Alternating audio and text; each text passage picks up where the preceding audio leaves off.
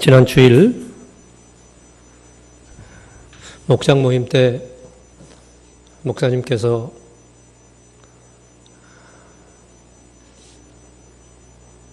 시 암송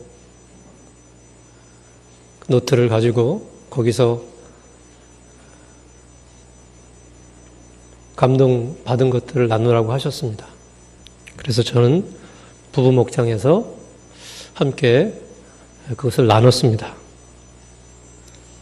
어느 한 남자 집사님이 집사님 어느 시가 마음에 드세요? 라고 제가 여쭸더니 이분이 안도연 시인의 너에게 묻는다가 마음에 든다고 하셨습니다. 연탄재 함부로 버리지 발로 차지 마라. 너는 누구에게 한 번이라도 뜨거운 사람이었느냐.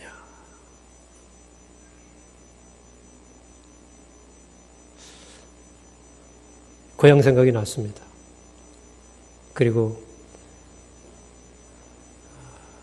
연탄재를 생각하게 됐고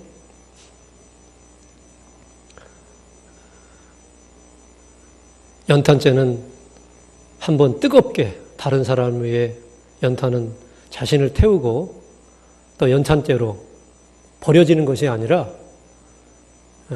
겨울에 진창에 흙으로 쓰이는 귀한 건데 술 먹은 사람들이 집에 오다가 한풀이 할 때 발로 연탄재를 차버립니다. 그런데 우리는 그렇게 연탄재를 함부로 차지만 정말 연탄 같은 삶을 살지 못하는 것 같습니다. 감동적이죠? 또 한 남자 집사님이 어느 시가 마음에 드셨습니까? 여쭤봤더니 어머니라는 시였습니다. 한 몸이었다. 서로 갈려 다른 몸 되었는데 주고 아프게 받고 모자라게 나누일 줄 어이 알았으리. 쓴 것만 알아 쓴 줄 모르는 어머니, 단 것만 익혀 단 줄 모르는 자식, 처음대로 한 몸으로 돌아가 서로 바뀌어 태어나면 어떠하리. 저는 박명수 시인의 발자국이 마음에 와닿았습니다. 바닷가 고요한 백사장 위에 발자국 흔적 하나 남아 있었네. 파도가 밀려와 그걸 지우네. 발자국 흔적 어디로 갔나? 바다가 아늑히 품어주었네.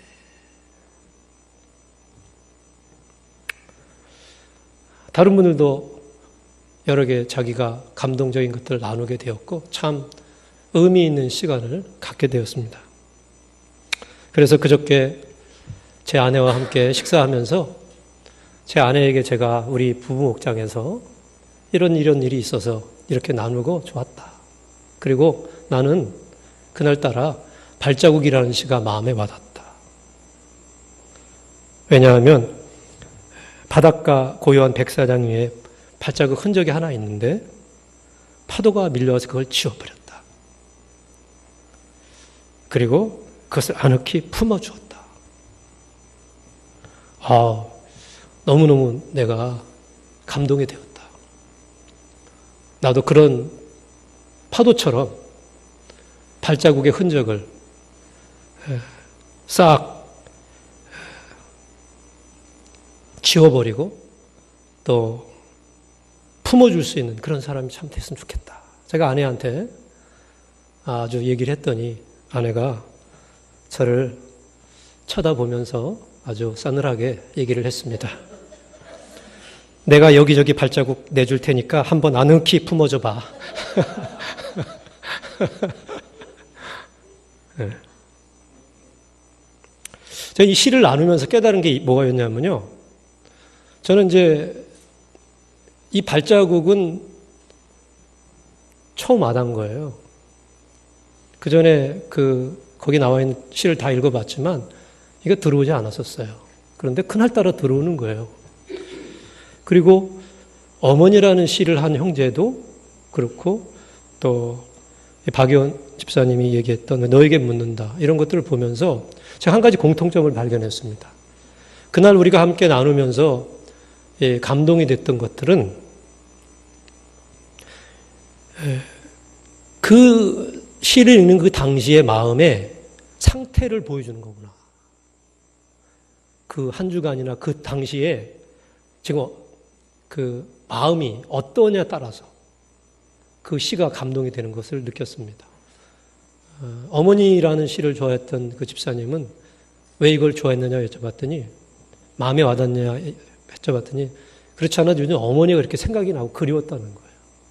근데 그런 가운데 이 시를 읽으니까 감동이 된 거죠. 저도 제 자신의 모습을 보면서 저의 그 속 좁은 모습, 연약한 모습, 그런 걸 보면서 내 자신이 참 부끄럽고 싫었는데 거기에 이 발자국이라는 시가 쫙 들어오면서 저 파도와 같이 되고 싶다. 더 바다처럼 마음이 좀 넓은 사람이 됐으면 참 좋겠다. 라는 그런 어떤 갈망 이런 게 있던 차에 이게 들어오니까 감동이 되는 거죠. 목사님 죄송해요. 좀 여기 에어컨 좀 틀어주실래요? 앞쪽에? 좀 덥네요.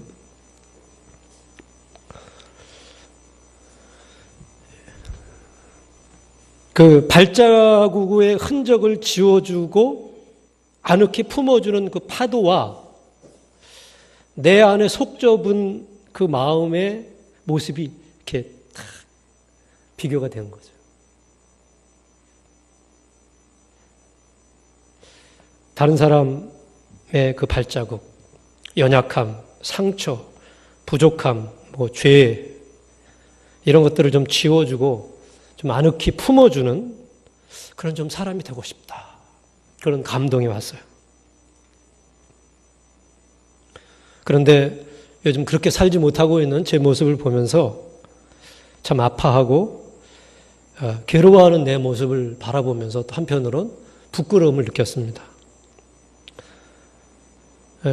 그런 가운데 요즘 하나님께서 저에게 지난주부터 제 마음속에 계속 떠오르는 한 편의 시가 있었어요.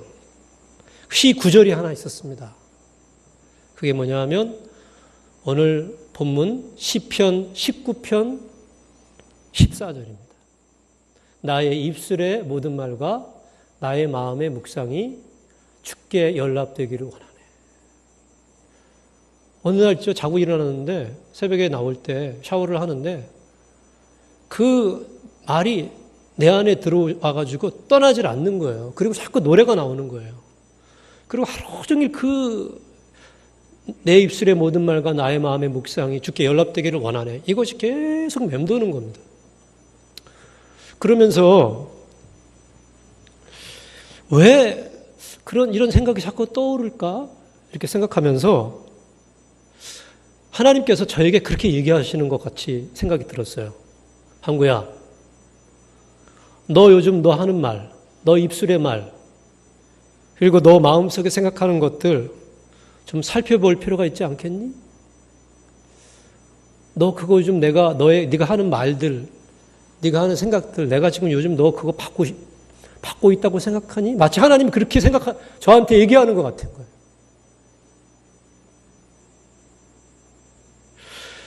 그래서 그 단어가 계속 들어오면서 내가 하고 있는 말들을 돌아보게 되는 겁니다.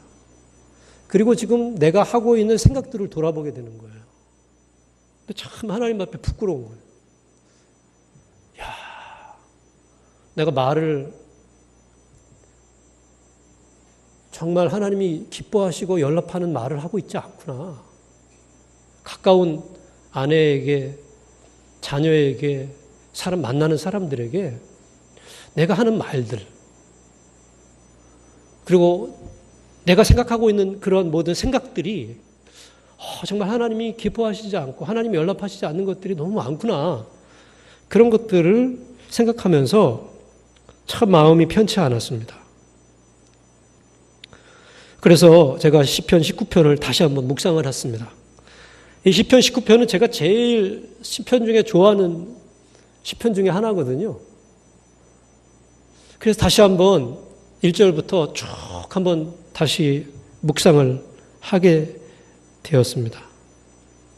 그러다가 내가 지금 하고 있는 내 입술의 말과 마음의 묵상이 하나님께서 연락하지 않으실까? 왜 내 자신도 좀 무거울까? 왜 상쾌함이 없을까? 이런 생각을 12절과 13절을 통해서 그 이유를 알게 됐어요.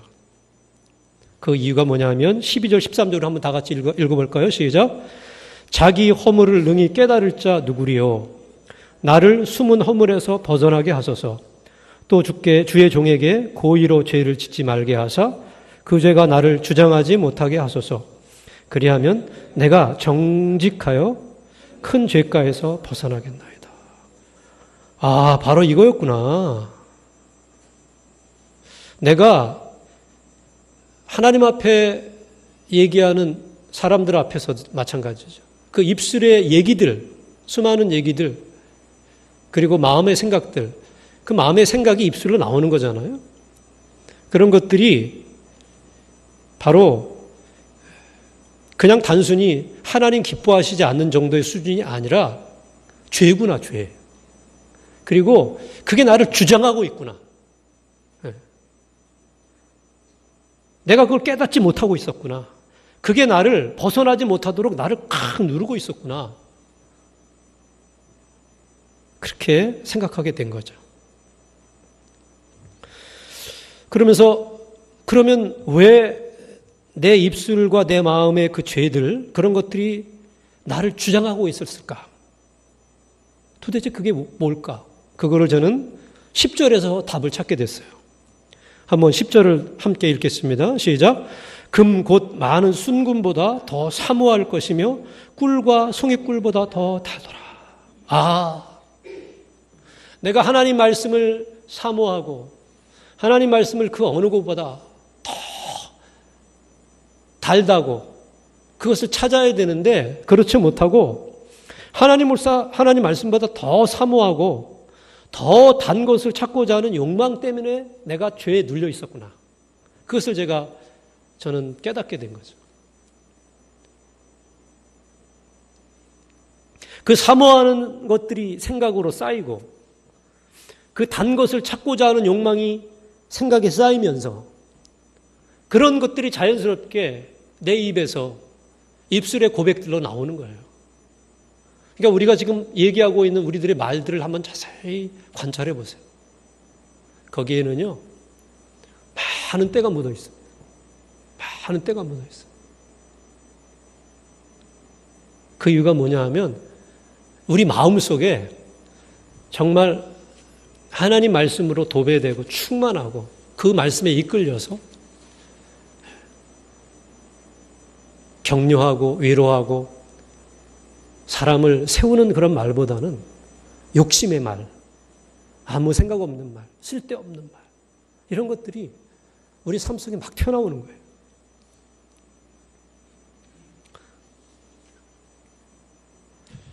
육신을 즐겁게 하는 것들, 눈을 즐겁게 하는 것들, 육신의 정욕, 안목의 정욕이죠. 이생의 자랑, 사람들로 박수받고 싶은 것들, 이런 것들이 내 생각을 꽉 메우고 있는 거예요. 그리고 그것을 생각하는 거예요. 그러니까 우리 입술에서 나오는 것들이 그 생각의 결과물로 나오는 것들이 많다는 거예요. 죄죠, 죄. 그게 내 마음을 딱 다스리고 있으니까 그냥 자연스럽게 툭 하고 나오는 것들이 생각 없는 말, 거기에 때와 욕심이 묻어있는 말들이 얼마나 많이 나오는지 몰라요.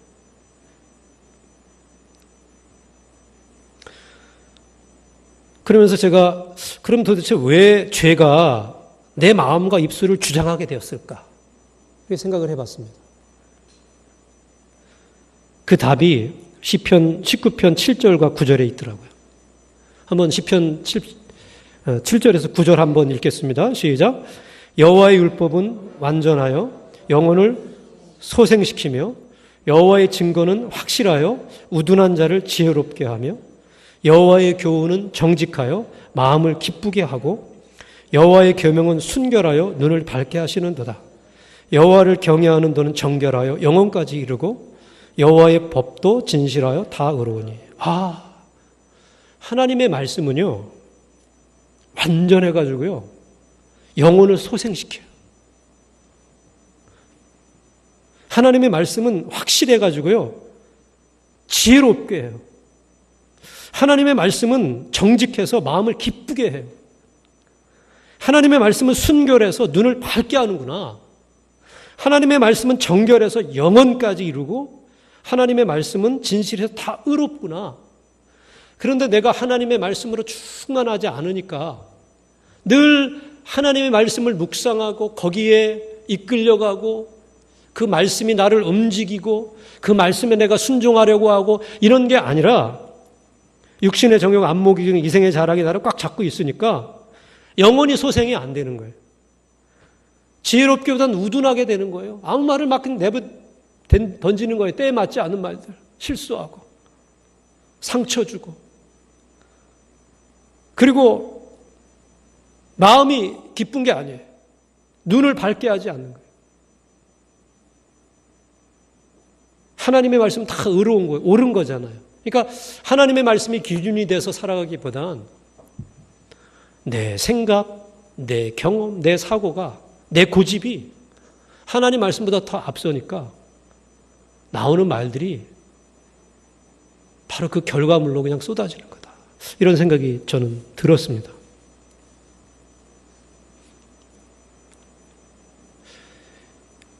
그러면서 20편, 19편을 묵상하면서 이 말씀이 거울처럼 내가 말하는 입술의 말들과 마음의 묵상이 뭐를 생각하는지를 이렇게 딱 비춰주지 않으면 내가 깨달음을 얻을 수 없구나. 그런 거를 생각하게 됐죠. 요즘 저에게 감동을 주는 한 편의 시를 소개하고 싶습니다. 이 시는요, 초등학교 한 3학년에서 4학년 정도 되는 학생이 쓴 것 같아요. 이름은 강기화라는 학생이 쓴 중독이라는 시입니다. 중독. 직접 쓴 건데 잘 안 보이셔서 제가 읽어드릴게요.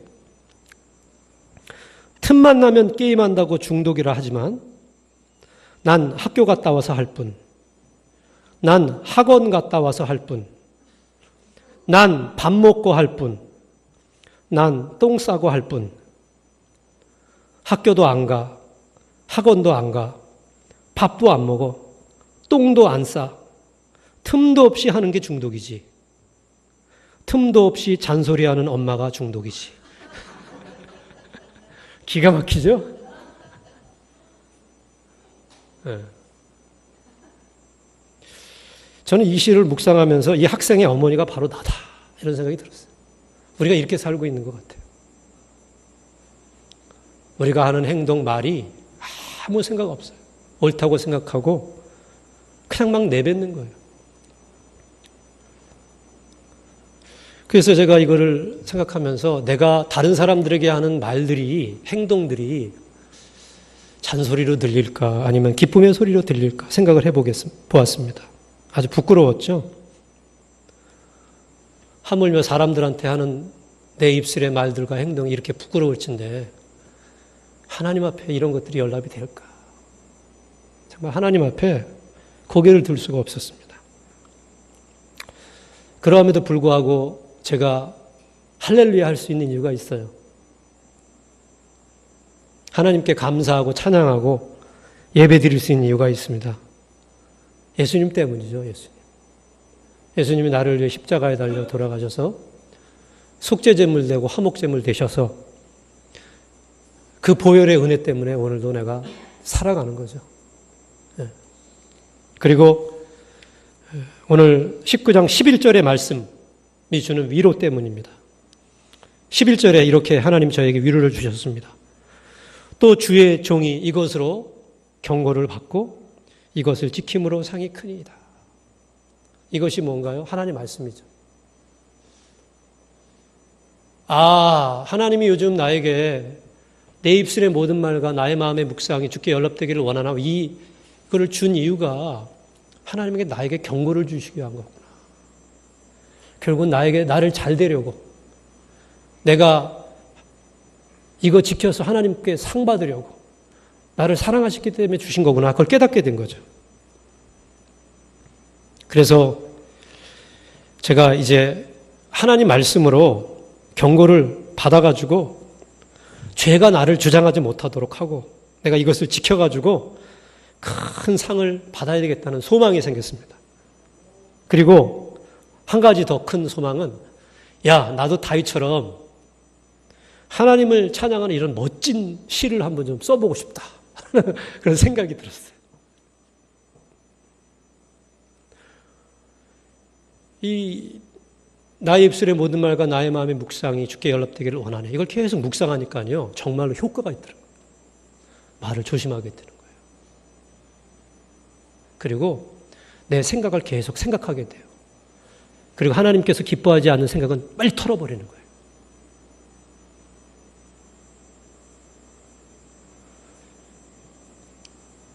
우선 집에서 아내와의 관계에서 내가 정말 아내에게 더 아내가 기분 좋고 세우는 이런 말을 좀 써야 되겠다 하고 나름대로 지금 노력을 좀 하고 있었습니다. 그리고 나름대로 내 안에 하나님께서 기뻐하시지 않는 생각들을 판단하고 그런 생각이 들어올 때 빨리 청소하고, 그리고 또 사단의 유혹과 미혹된 생각들이 들어올 때 그것을 빨리 알아차리고 그것을 미리 방어하는 그런 효과가 있더라고요. 지난주 토요일 날 우리 뉴라이프 마치고 점심 식사 이제 하러 갔는데, 우리 여기 앉아 계시는 김성명 장로님이 식사하면서 남자들끼리 얘기하시는데 그 택시 타셔가지고 겪으셨던 얘기를 해주셨습니다. 택시 타셨는데 택시 기사분이 좀 점잖해 보이고 택시 운전하실 분 같이 않아 보이시는다고 말씀하시면서, 그래서 이제 김 장로님께서 택시를 탈 때마다 상황이 되면 택시 기사와 이런저런 얘기를 나누는 그런 스토리들을 경험을 많이 하셨다고 했는데, 그날 이제 그 김 장로님 또 물어보셨다는 거예요. 그랬더니 이제 이분이 하시는 말씀이, 당신이 25년 동안 미국에 있었다는 거예요. 미국에 살다가 들어왔다는 거예요. 그러면서 어떻게 해서 그렇게 들어오셨냐 그랬더니, 이분이 미국에 살면서 와이프가 돌아가신 거예요.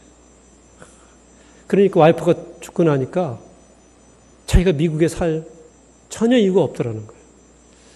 뭐 정확히는 모르지만 그분이 만약에 신실한 크리스찬이었다면, 교회의 어떤 직분자였다면 교회 안에서 사람들과 교제와 이런 것들을 통해서 또 충분히 외로움들을 극복해 나갈 수 있었겠지만, 만약에 그렇지 않다면, 교회 안 다닌다면 정말 외국에서 있죠. 큰 집 있으면 뭐예요? 좋은 차 있으면 뭐예요? 자식들 다 나가서 살고 혼자 있으면 그것처럼 외로운 거 없죠. 있어야 할 이유가 없다고 생각이 들어요. 저도. 상황을 아니까. 아마 정확히는 모르겠지만 어떤 이유인지 모르게 그렇게 들어오셔서 사신다는 겁니다. 그리고 그분이 이제 일을 다 마치고 저녁에 집에 들어가면, 혼자 집에 들어갈 때 아무도 없는 그 집을 들어갈 때 그 외롭고 쓸쓸함, 이것이 너무너무 힘들다는 거, 견디기. 그러시면서 장로님에게 그렇게 말씀을 하시더래요. 살아있을 때 아내한테 잘하세요. 근데 우리 김 장로님이 그렇게 말씀하시는데 제가 있죠. 그때 그 말씀하는 중간에 계속 그걸 빨려 들어가면서 정말 다른 때보다는요, 더 큰 임팩트가 온 거예요. 감동이 왔어요. 아마 거기 앉아 계셨던 여기 몇 분 계시는데 그분들도 그런 감동이 있었을 줄 알아요. 근데 왜 제가 그때 그렇게 감동이 됐냐 하면, 제가 이 내 입술의 모든 말과 마음의 묵상이, 이것을 묵상하면서 내가 좀 더 아내한테 잘해야 되겠다. 말도 더 조심해야 되겠다. 이런 것들을 늘 생각하고 있었던 차에 그 말이 들어오니까 더 강력한 효과를 발휘하는 거예요.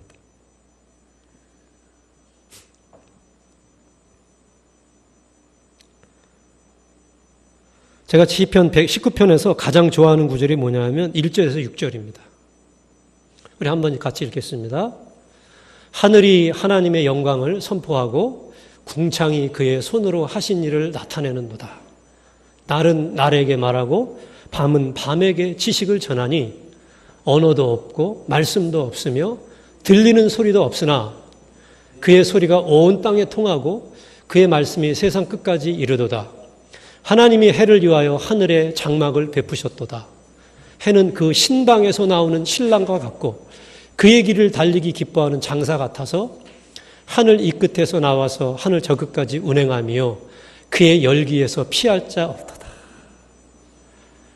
저는 이거를 읽을 때마다 가슴이 뛰어요. 두근두근. 어떻게 이렇게 표현할 수 있을까? 큰 감동이 와요.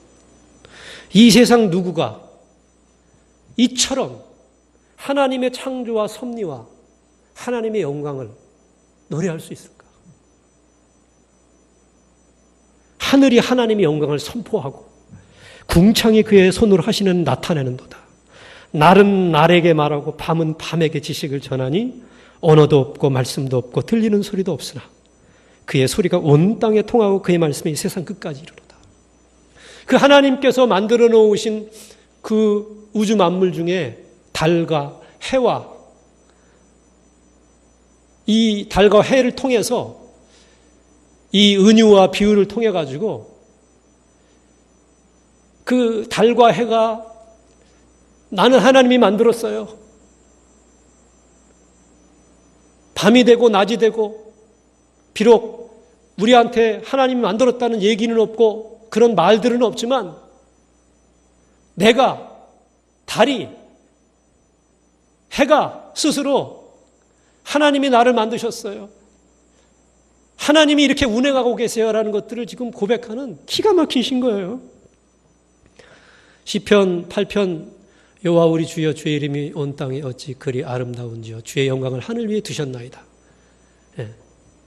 이 시와 이 노래 이 19편이 너무 멋있는 거예요. 주의 손가락으로 만드신 주의 하늘과 주의 베풀어 두신 달과 별들을 내가 보니 사람이 무엇이 간데 주께서 저를 생각하시며 인자가 무엇이 간데 주께서 저를 권고하시나이까. 쫙 나오면서 모든 우양과 들짐승이며 공중의 새와 바다의 어족과 해로에 다니는 것입니다. 여호와 우리 주의 주의 이름이 온 땅에 어찌 그리 아름다운지요.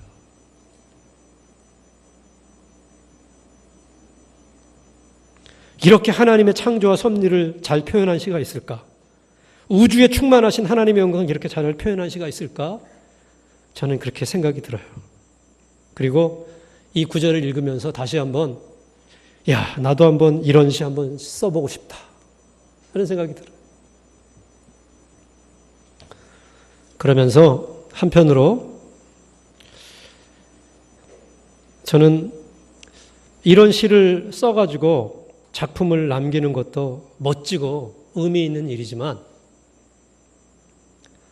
내 입술의 모든 말과 나의 마음의 묵상이 하나님께 연락되는 삶을 사는 것, 이것 또한 한편의 아름다운 시를 쓰며 사는 삶이 아닐까 하는 생각을 해보게 되었습니다. 이 시간 우리 다 같이 나의 입술의 모든 말과 나의 마음의 묵상이 우리 찬양 부르면서 함께 기도하고 축도로 예배를 마치기를 원합니다. 살아계신 하나님, 우리의 마음의 생각을 들여다보기를 원합니다. 우리가 무슨 생각을 하고 있는지, 무엇을 묵상하고 있는지, 무엇을 보고 있는지, 그리고 우리 입술의 고백이 어떤 결과물인지, 우리 입술의 말들이 어떤 결과물인지를 볼 수 있는 은혜를 베풀어 주시옵소서.